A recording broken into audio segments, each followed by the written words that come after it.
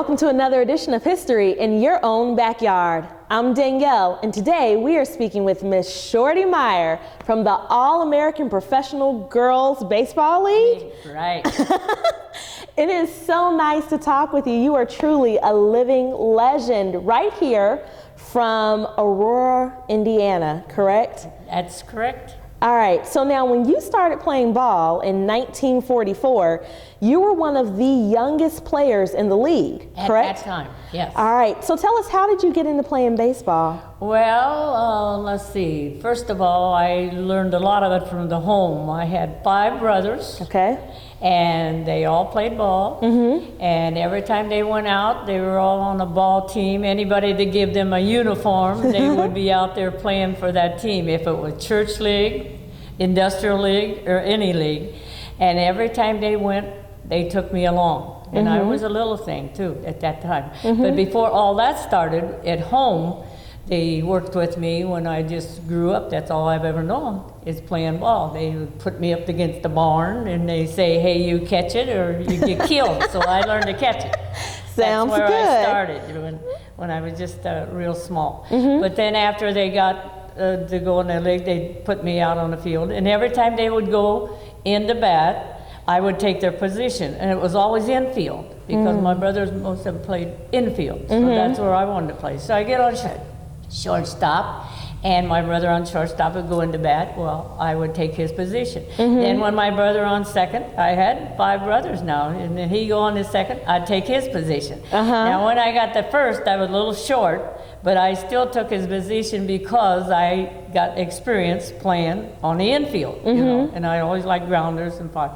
So anyway, and then third base. I end up, professionally, I end up in one team playing third base. So I didn't think I'd ever play, but I did. So that's how I got started. Now they never did let me bat much, but then I learned how to field. So my percentage on fielding was great. Wow. I had to work on the batting a little after I got in the league. Now you were telling me that the purpose for the All-American Girls League, it was really, really important. Can you talk to us about that? The purpose of it was during the war, and of course all the fellas was going into the service, and they were getting worried about baseball fading out. So what they did is they talked to Roosevelt, the guy, the gentleman that was ahead of the league, and he said, we'd like to have the women come in. So that's what they did. They decided that Wrigley decided that he would get a team, a league of the women. So in 1943, they started rounding up the women. There was a lot of women was playing for industrial leagues at that time and doing a lot that you didn't know about maybe, but they were. So then they got the league, league of their own. They started to get the women, and they had, I think when they started, there was about 6 teams when they first started. And it was in the Midwest. They didn't go all the way out the West. They stayed in the Midwest. So that was in 1943. And it lasted from 43 to 54. And then 54, of course, after the service, the men started coming back. That was the reason to close it up. You know, they didn't have the men come back, and they wanted to see the men play again, and that's what started fading out at that time. But it went 11 years. So what were the tryouts like to actually make it to the league? That's another thing. I came from this little town of Aurora, Indiana, which you know about, and I had never been out of town hardly. In those days you didn't travel much, and all I knew was playing ball. My brothers and all that. So my father read about a team. He wanted. I kept pestering him and telling him there's a team playing somewhere, some girls' team, and I would like to get on it. I didn't want to use all this energy here in Aurora and couldn't do anything with it. No one was playing in Aurora as far as girls are concerned. So I kept. So he read in the journal, the Cincinnati Inquirer, that this girl was going back to spring training, and her name was Betsy Jocham. So he got in touch with Betsy's parents up in Cincinnati. That's where she lived at the time. And she was going back. So he got the address from the All-American Girls Professional Baseball League spring training. And it was going to be in Peru and LaSalle at that year, Illinois. So we went up, they got the address, and they said, well, bring your girl up and give her a tryout, okay? And my father says, my girl's 16 years old. They said at that time you had to be 16 years old. At least that's what they told him. So he said, oh, she's 16 years old. So we went up there. Now, were you really 16? No, he lied. Okay. I was only 15 years old. He wanted That's me our secret. That's the secret, because he really wanted me to get up there and try and make out. He had a lot of faith in me. So I went up there the first day. There was 8 ball fields and a lot of girls trying out, and I didn't know one of them. And I was afraid, I was scared, and I was nervous, and I got my own ball and glove out, and my spikes and everything, and I was raring to go. It's just like I am at home. But when I got out there, I froze. Oh no. I didn't play like I do at home, you know, you never know. So I threw the ball around, they put me on shortstop for a while. They kept putting somebody else in different, they had coaches there that watched you all day to see, and you had breaks where you took lunch and stuff like that. So I worked all day, and my dad, we came to the hotel that night. My dad says to me, he was a rough man, he says to me, we're going home tomorrow. And I said, oh no, I got to face all those people back there. You know, I got in my mind that I didn't make it. And he said, yep, if you play like you did today, he knows what I had in me, what I could do, and I wasn't doing it. And he said, if you do what you did today, we'll be going home tomorrow. He wanted to stay with me until I made it or I didn't make it, and then he would go home. So I said, well, you watch me tomorrow, I told him. He's the only guy I knew. So I didn't know anyone, see. So I said, okay, you watch me tomorrow. So boy, I said, there's my brother Wally on first, there's my brother Chug's playing shortstop or second, and Bud was playing third, and my other brother was catching. I wasn't playing with these girls. I relaxed, and I did just see how we played at home. Boy, I threw that ball around the infield, and they could tell just what they could develop, what I had. And that's what they told me afterwards. So that night I signed a contract. Way to go. Look at you. Right. I was on my His own. work had been done. He had pushed you. He had gotten you to where you needed to be. But I had to have that in my mind. Because I was, you know, pretty young to be out there doing it at that time. So how were the oldest girls that were playing when you were playing? Well, they had a year before me, a lot of them. You know, they had already been there and established, knew what they were. But they still had to try out every year to make sure they made it. Really? That's the way it was. Most of them. So anyway, every year you went in, you had to try out to see if you'd make it to next year. And how many different teams did you play for?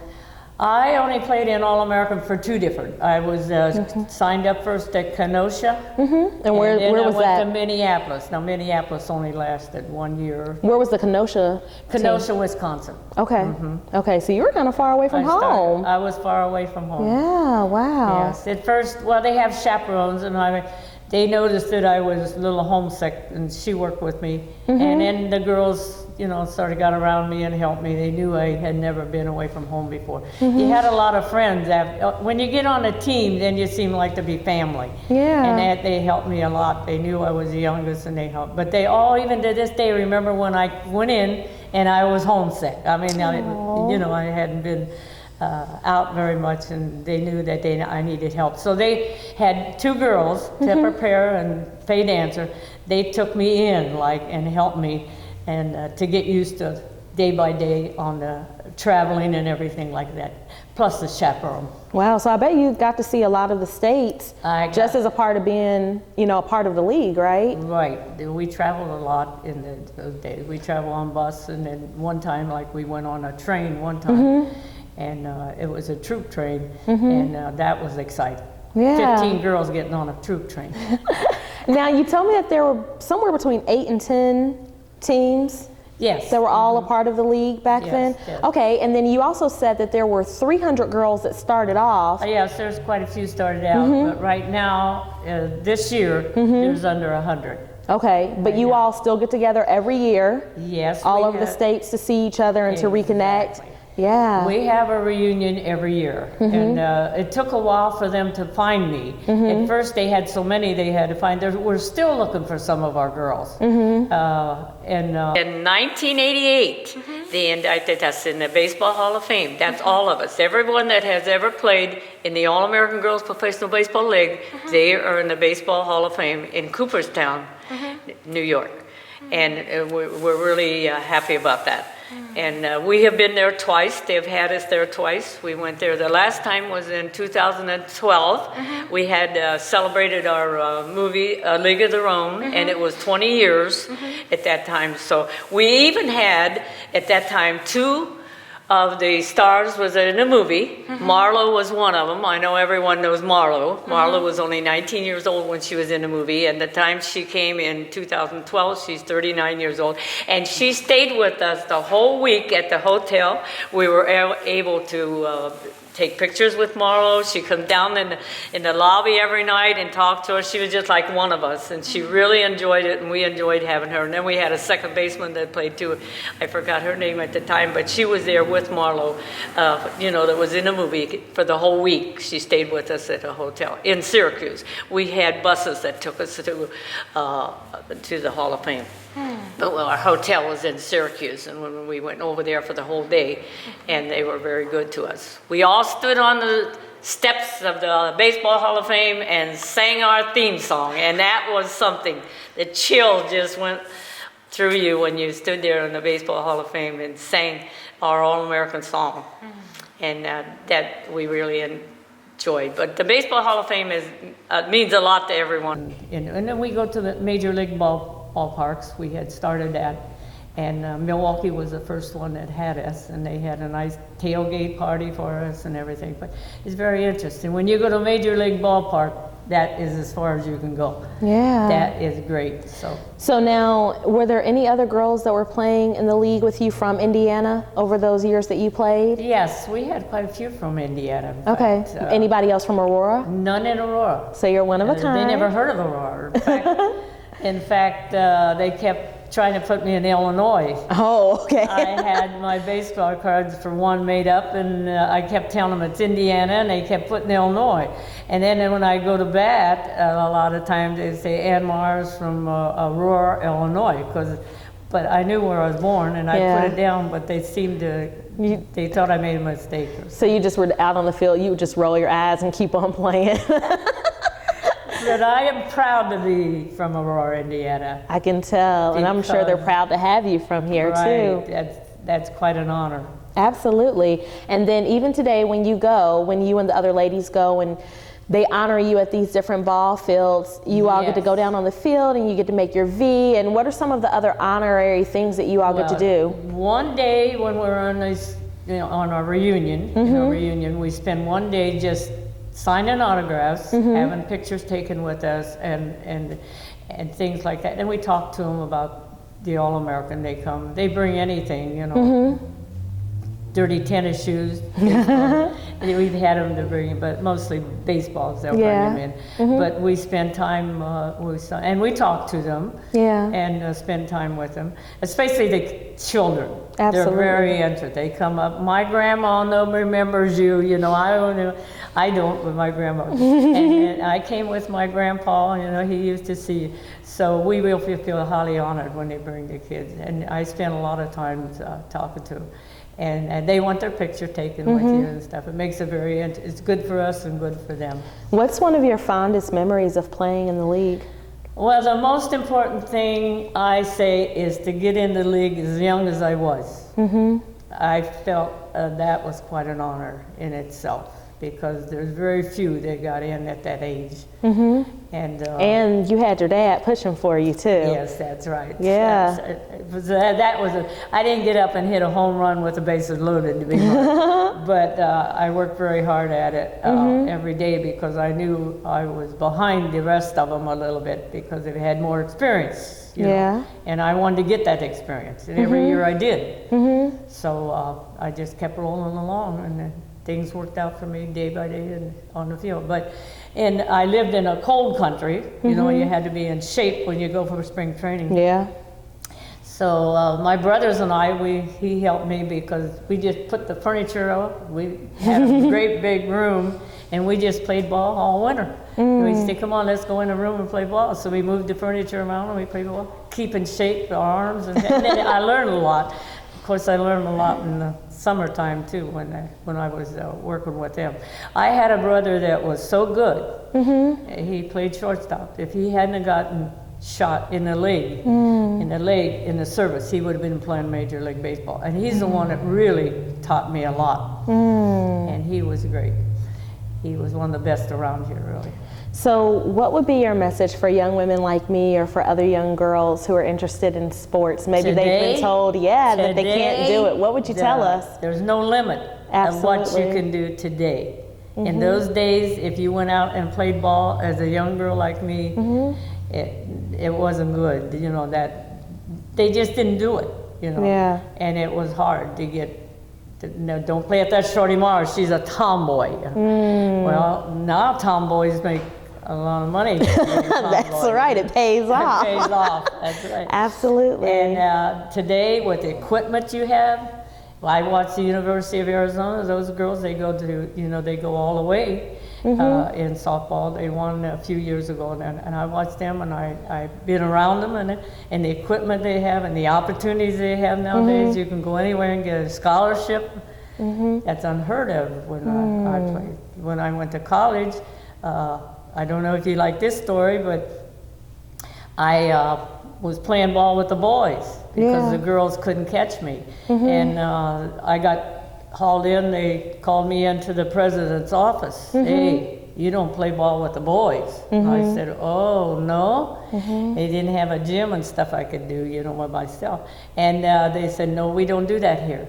And I said, well, if I don't make it every year, I won't be able to go to your college because that's the money that I spend coming into your college. So I won't be able to make it. I won't be here next year. He says, you know what? We'll change the rules. Right. There's always an exception. They changed the rules. So I was able to play in the summertime. And then in the wintertime, I joined the Y to keep in shape. And that's what I did. And of course, when I was young like that, I came back to Aurora every winter to go to school, so I kept in shape that way. In phys ed, I was pretty good. I got all A's in phys ed. All right. I'm proud of that. But anyway, I kept in shape that way because I came back every year and finished high school, and then I went on to college after high school. How often do you make it back home to Aurora? How often do I make it back home to Aurora now? The last time I was here in 1992, they had a parade and everything. I think that was a fair and everything. We came back. Ray Shucks was the one that put a sign up downtown and welcome home Shorty and everything. And it made me feel good. So that was the last time I was here. It was in 92. Well, we're glad to have you back. Thank you. It's good to be back. I bet. Yeah, it's good to be back. Things have changed so much, I just couldn't believe it. Yes. So. Well, it has truly been my honor and pleasure spending time and talking with you today. So thanks so much for taking time out of your busy schedule to tell us and to teach us about the All-American Girls Professional Baseball League, right? Yes, High five. High five.